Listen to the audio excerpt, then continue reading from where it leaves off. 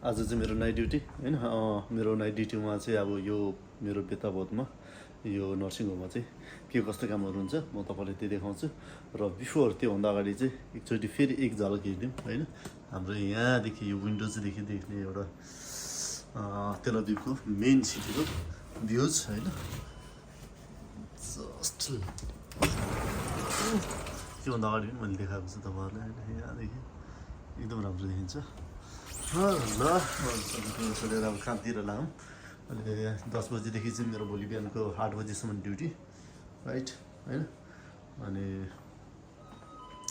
र नाइटमा यहाँ यसो छ है यस्तो हुन्छ सबै तिरुपति मारे हुन्छ रुमतिर चाहिँ यहाँ चाहिँ एउटा दुइटै यसो राखिदिएको हुन्छ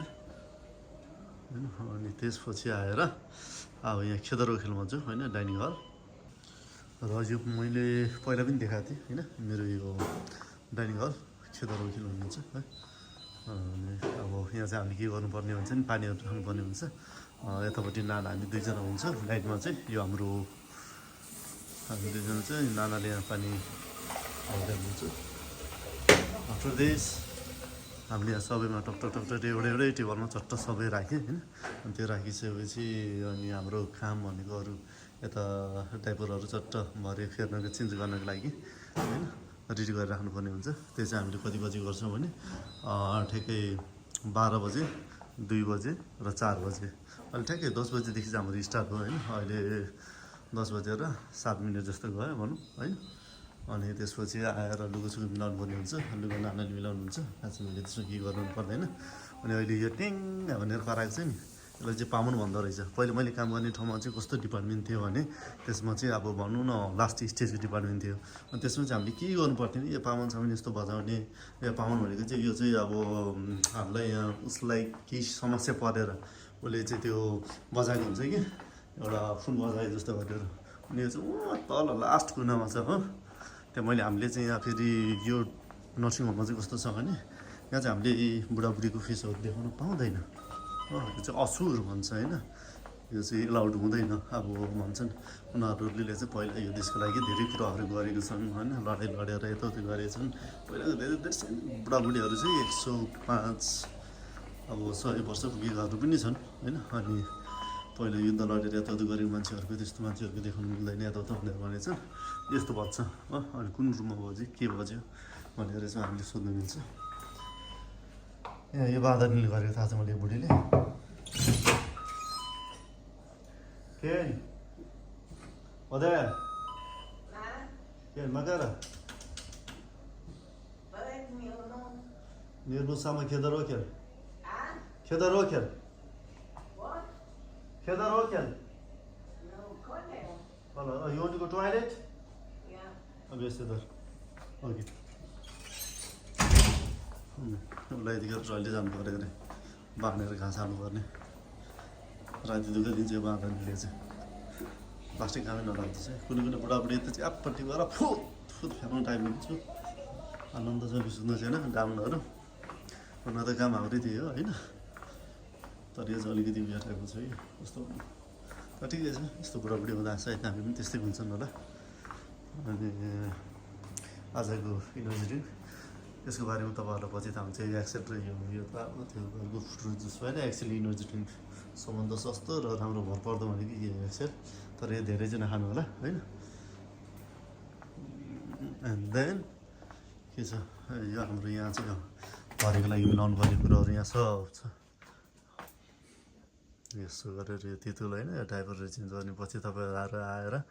चेन्ज गर्ने भनेको युज गर्ने भनेको यही हो होइन हामी सबैले युज गर्ने अनि त्यो फाफो अथवा ग्लोभ्स होइन नियार हो यिनीहरू सबै तपाईँहरूलाई बिस्तारै थाहा हुन्छ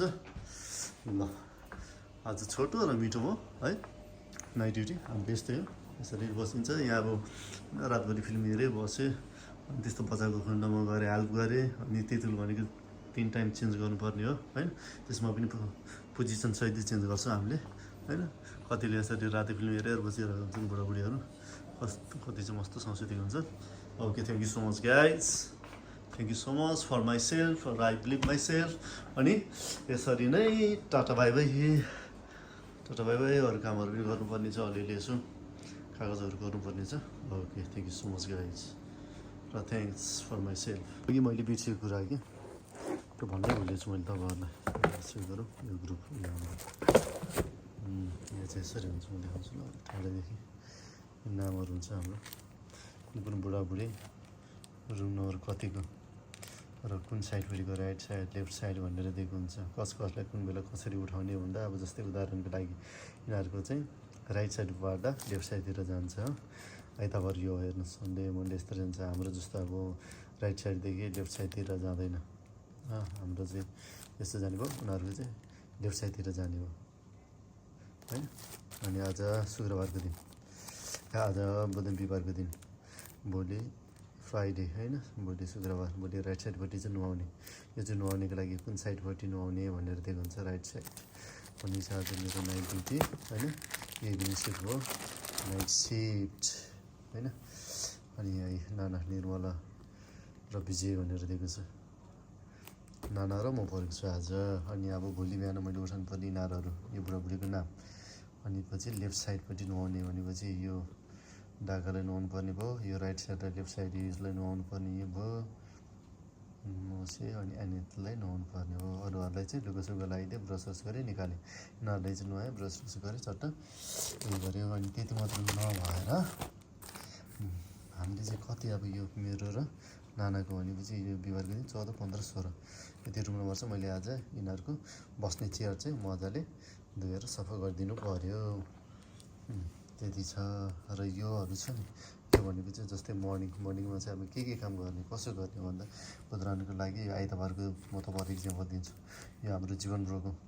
उसले चाहिँ यहीँ दिएको छ होइन बेड एरेन्जमेन्ट भनेर भनेको छ बेडहरू मिलाउने अनि यो रुम नम्बर 1 र 401 र 402 चाहिँ उनीहरूले चाहिँ बेडसिट चपटर सबै उयो गर्नुपर्छ क्या धोए जस्तै गरेर सफा गरिदिनुपर्छ सिधी भन्छ अनि यो ढाका रोगेल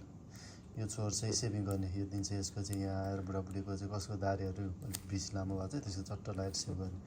अनि सान्जी भनेको चाहिँ हाम्रो एउटा मेतापेलेट छ होइन केटी उसले चाहिँ यहाँ लन्डीको लुगाहरू मिलाउने र फलफुल चट्टा काटेर रेडी गरिदिने अनि लक्ष्मी र रोगेल भनेपछि यिनीहरू दुईजना चाहिँ लक्ष्मी बुनु र रोगेल चाहिँ के गर्ने भनेपछि यहाँ बुढाबुढीसँग बस्ने कसैलाई पिसाब सिसा भएको खण्डमा लग्ने यो चाहिँ बिहानको काम हाम्रो मर्निङको काम यो चाहिँ बेलुकाको काम हो बेलुका अब बेलुका मेरो त्यतिखेर मेरो बेलुका मात्रै ड्युटी थियो इभिनिङ ड्युटी राइट इभिनिङ ड्युटीमा चाहिँ म चाहिँ फेरि सिउदीमा थियो मितोत गर्ने र सिउदी होइन बेड एरेन्जमेन्ट र अनि सफा रुम अब सफा गर्ने 15 गर्ने र सिउदी पनि भनिन्छ है अनि मेरो 15 सफा थियो अनि हाम्रो ब्रोहरूको यस्तो यो सेम थियो अनि त्यो दिन चाहिँ अनि अब नाइट जसको परि चाहिँ त्यसले चाहिँ कुन रुम नम्बरको चाहिँ होइन यिनीहरूको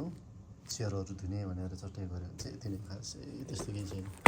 ड्युटी आवर हेर्ने हो भने ड्युटी आवर ठिकै छ मेरो चाहिँ अरू 5th फ्लोरमा छ अब नेक्स्ट विकको मेरो मात्रै देखाउँ भने फेरि साथीहरू देख्ला अलिक गाह्रो हुन्छ ठिकै छ तर ड्युटी आवर राम्रो छ भनौँ न एभरेजमा okay thank you so much